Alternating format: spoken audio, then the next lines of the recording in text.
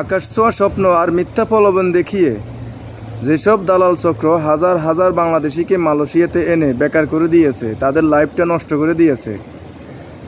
ওইসব দালাল চক্র আঙ্গুল ফুলে কলা গাছ হয়ে গেছে। কিন্তু যাকে মিথ্যে স্বপ্ন আর প্রলোভন দেখিয়ে এই মালয়েশিয়াতে নিয়ে আসছে, কাজ নাই কাম নাই, 4-5 মাস বসে রয়েছে, দেশের থেকে টাকা এনে খাইতেছে, দেশের থেকে টাকা এনে রিটার্ন টিকিট কেটে বাংলাদেশে যাইতেছে, তার লাইফটা তো শেষ হয়ে গেছে। এইসব দালাল চক্রকে কেউ কিছু করতে পারবে না, কিন্তু দালাল চক্র হাজার হাজার মানুষের লাইফ নষ্ট করে দিয়েছে।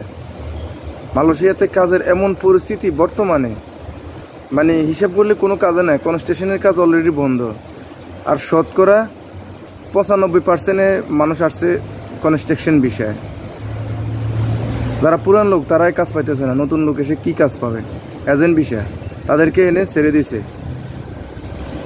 আর মালয়েশিয়ার সরকার ওইদিকে নতুন একটা খেলা চালু করছে, বাংলাদেশ থেকে কলিংয়ে লোক আসবে, 4-5 মাস থেকে রিটার্ন টিকিট কেটে বাংলাদেশে চলে যাবে। মানুষ আসতেছে যাইতেছে, মানুষের কাজ নাই কাম নাই। আর অন্যদিকে তারা ট্রাভেল পাস দিয়ে বাংলাদেশিদেরকে বাংলাদেশে চলে যাওয়ার জন্য বলতেছে। 500 টাকা জরিমানা দিয়ে যারা অবৈধ প্রবাসী আছে বা যাদের কাজ নাই কাম নাই, ভিসার মেয়াদ নাই, তারা এখন 500 টাকা জরিমানা দিয়ে নিজ নিজ স্ব দেশে তারা ফিরে যেতে পারবেন। মালয়েশিয়ার সরকার এই মাসের 1 তারিখ থেকে এটা ঘোষণা করছে।